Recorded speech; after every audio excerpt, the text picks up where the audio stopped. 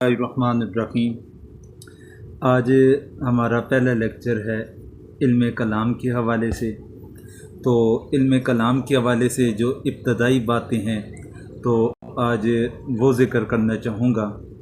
سب سے پہلی بات تو یہ ہے کہ علم کلام تو اس کے اندر ایک لفظ کلام کا آتا ہے، تو کلام کے معنی ہے بات، گفتگو اور قول کے، جبکہ نحو کی اصطلاح میں کلام ایک مکمل بات کو کہتے ہیں جس سے کسی واقعے کی خبر یا کسی چیز کا مطالبہ معلوم ہو۔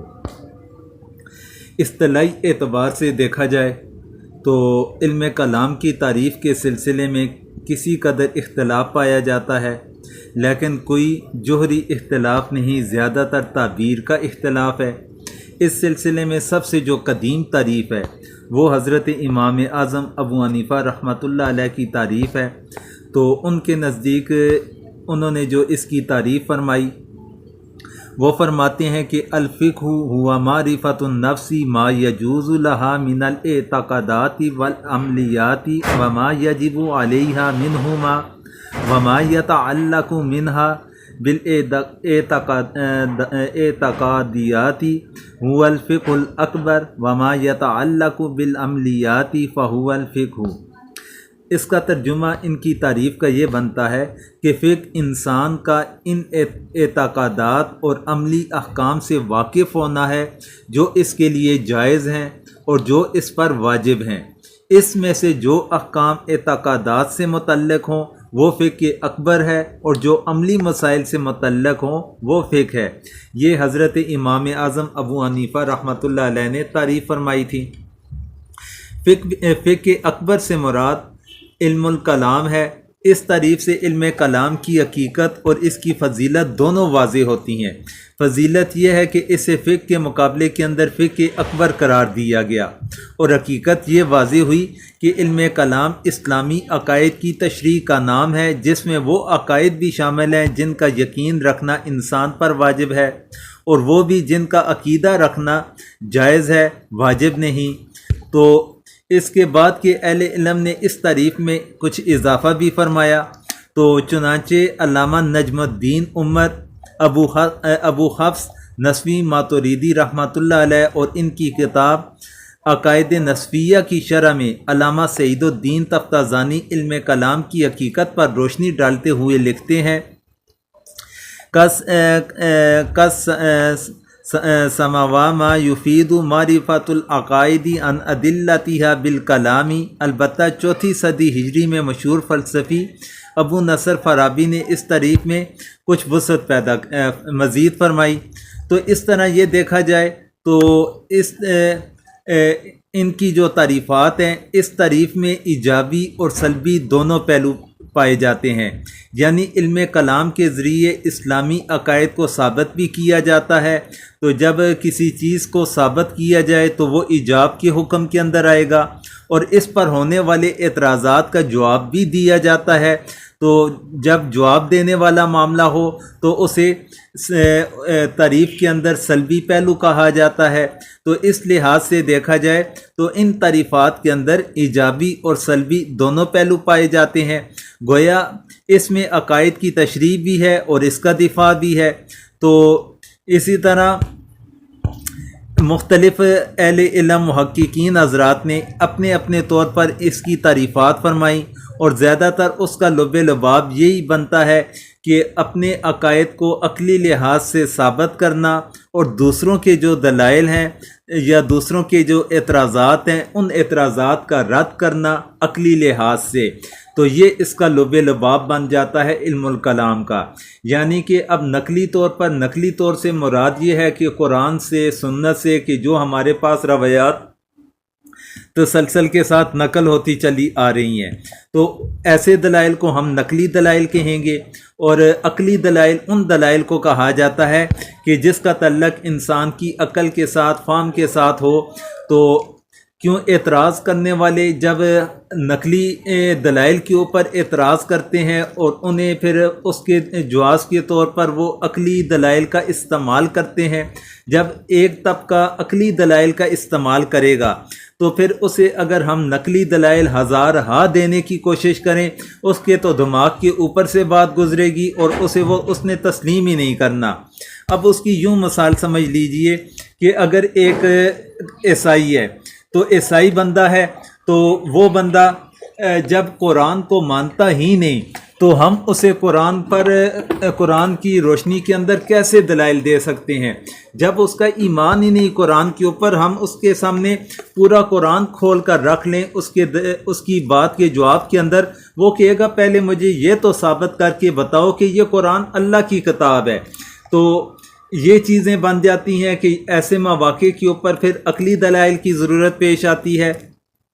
اور علم الکلام کے اندر متکلمین حضرات کا زیادہ تر زور یہی ہوتا ہے کہ جس وقت اہل باطل کی جانب سے عقلی طور پر دلائل دیے جاتے ہیں، عقلی طور پر ہمارے عقائد کے اوپر اعتراض کیا جاتا ہے، تو پھر انہیں عقلی لحاظ سے اس کا جواب دینا، پھر ان کے جو عقائد باطلہ ہیں تو ان کے اوپر اعتراضات اٹھانا، یہ متکلمین کا کام پھر بن جاتا ہے۔ تو اب ان تمام تعریفات کا جو خلاصہ نکالا جاتا ہے تو وہ مختصر الفاظ کے اندر یہ ہوا کہ علم کلام وہ علم ہے جس کے ذریعے اسلامی معتقدات کو نقلی اور عقلی دلائل سے ثابت کیا جا سکے، نقلی اور عقلی دونوں طرح کے دلائل سے اسے ثابت کیا جا سکے، اور ان پر وارد ہونے والے اعتراضات ہاں وہ اسلام کی طرف سے منسوب منحرف فرقوں کی طرف سے ہوں یا غیر مسلموں کی طرف سے، ان کا رد کیا جا سکے، یہ ان تمام تعریفات کا لب لباب بن جائے گا۔ پھر علم الکلام کے مختلف نام بھی ہیں۔ علم کلام کو مختلف ناموں سے موسوم کیا گیا۔ سب سے پہلے جس طرح میں نے ذکر کیا ابتدا کے اندر کہ سب سے پہلی تعریف حضرت امام اعظم ابو حنیفہ رحمۃ اللہ علیہ نے فرمائی، تو انہوں نے اپنی تعریف کے اندر اسے فقہ اکبر کے نام کے ساتھ یاد کیا۔ تو اس لحاظ سے دیکھا جائے علم کلام کا ایک نام علم الفقہ الاکبر اس نام سے یاد کیا جاتا ہے، اور اس نام سے منسوب کرنے والی شخصیت حضرت امام اعظم ہیں۔ پھر علم کلام اس کا نام بھی بنتا ہے۔ تقریباً اسی دور میں اس علم کو علم کلام کا نام بھی دیا گیا، چنانچہ امام اعظم ابو حنیفہ، امام مالک، امام شافعی، امام جعفر صادق رحمہم اللہ وغیرہ کی تحریروں میں کلام اور متکلمین کا ذکر ملتا ہے، اور بعد کو یہی نام اس فن کے لیے معروف بھی ہو گیا۔ اسے علم کلام کیوں کہتے ہیں؟ اس سلسلے میں مختلف باتیں کہی جاتی ہیں۔ نمبر ایک، عام طور پر متکلمین جیسے امام ابو الحسن اشعری یا قاضی عبد الجبار معتزلی وغیرہ اس علم کے مختلف مسائل پر بحث کرتے ہوئے الکلام فی قضا کا عنوان قائم کیا کرتے تھے، اس وجہ سے اسے علم الکلام کے نام کے ساتھ تعبیر کر لیا گیا۔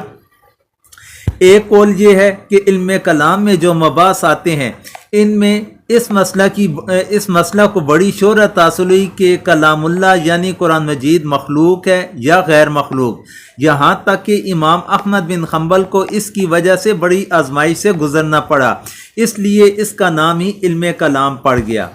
پھر ایک وجہ یہ بھی بیان کرتے ہیں کہ متکلمین عام طور پر مخالفین کے ساتھ مناظرہ کیا کرتے تھے، اور ظاہر ہے کہ اس میں کلام اور قدرت کلام کی ضرورت پڑتی ہے، اس لیے یہ علم کلام کہلایا۔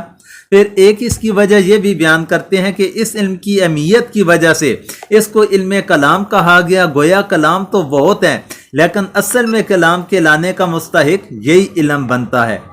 پھر ایک اور وجہ یہ بھی بیان کرتے ہیں کہ فقہ کی بنیاد میں شرعی دلیلوں پر ہے، اور علم کلام کی بھی، لیکن فقہ میں عملی مسائل سے بحث ہوتی ہے اور کلام میں عملی مسائل سے بحث نہیں ہوتی، لہٰذا عمل کے مقابلے میں اس کو علم کلام سے موسوم کیا گیا۔ یہ علم الکلام کہنے کے مختلف اسباب یا وجوہات تھی جو آپ کے گوشہ گزار کی۔ پھر اس کے ساتھ علم اصول الدین بھی اس کا نام رکھا گیا۔ امام ابو الحسن اشعری نے علم کلام پر اپنی کتاب الابانۃ عن اصول الدیانہ کے نام سے لکھی۔ اصول الدیانہ اصول الدین کے معنی میں ہے، نیز علامہ عبد القادر بغدادی اشعری نے علم کلام پر اپنی کتاب کا نام ہی اصول الدین رکھا۔ اسی طرح اسام الدین تاشقبری زادہ نے علوم و فنون کے تعارف پر اپنی شرح آفاق کتاب مفتاح السعادہ میں علم کلام کی بحث پر اس طرح عنوان لگایا کہ علم الاصول الدین المسمى بعلم الکلام۔ آج کل عرب جامعات میں بھی عقائد سے متعلق شعبہ کو کلیہ اصول الدین سے ہی موسوم کیا جاتا ہے۔ تو یہ تو تھا اصول الدین، اس کا جو نام اصول الدین ہے۔ پھر اسی طرح ایک اس کا نام علم العقائد ہے۔ اس نام کی مناسبت ظاہر ہے کہ اس علم عقائد ہی سے بحث ہوتی ہے۔ پھر آگے علم التوحید والصفات۔ علامہ تفتازانی نے شرح عقائد نسفی کے مقدمہ میں ذکر کیا کہ اس علم کو علم التوحید والصفات بھی کہا جاتا ہے۔ اسی طرح علم التوحید بھی اسے کہا جاتا ہے۔ علم کلام کی سب سے بنیادی بحث توحید کا عقیدہ ہے، اس لیے اس کو علم التوحید بھی کہا جاتا ہے۔ پھر اسی طرح اس کا ایک نام علم النظر والاستدلال۔ علامہ سعد الدین تفتازانی نے شرح عقائد کے مقدمہ میں اس علم کے لیے ایک اور نام علم النظر والاستدلال کا بھی ذکر کیا۔ علم کلام ایسا علم ہے جس میں دلائل سے کسی امر کو ثابت کرنا اور کسی مخالف نظریہ کو رد کرنے کے لیے نظر یعنی گہرے غور و فکر اور دلائل قائم کرنے کی ضرورت پیش آتی ہے۔ اس مناسبت سے یہ نام اسے دیا گیا۔ یہ تھا علم الکلام کا، اس کی تعریف کے حوالے سے اس کی جو مختلف محققین حضرات نے یا متکلمین حضرات نے اس کی تعریفیں کی۔ پھر اسی طرح علم الکلام کے حوالے سے اس کے مزید کون کون کے اسے نام ہے، تو یہ دو چیزیں آج آپ کے گوشہ گزار کی ہیں۔ تو انشاءاللہ اس کے بعد اسی طرح آہستہ آہستہ آگے مزید ہم چلتے رہیں گے۔ تو یہاں تک اگر کسی کا کوئی بھی سوال بنتا ہے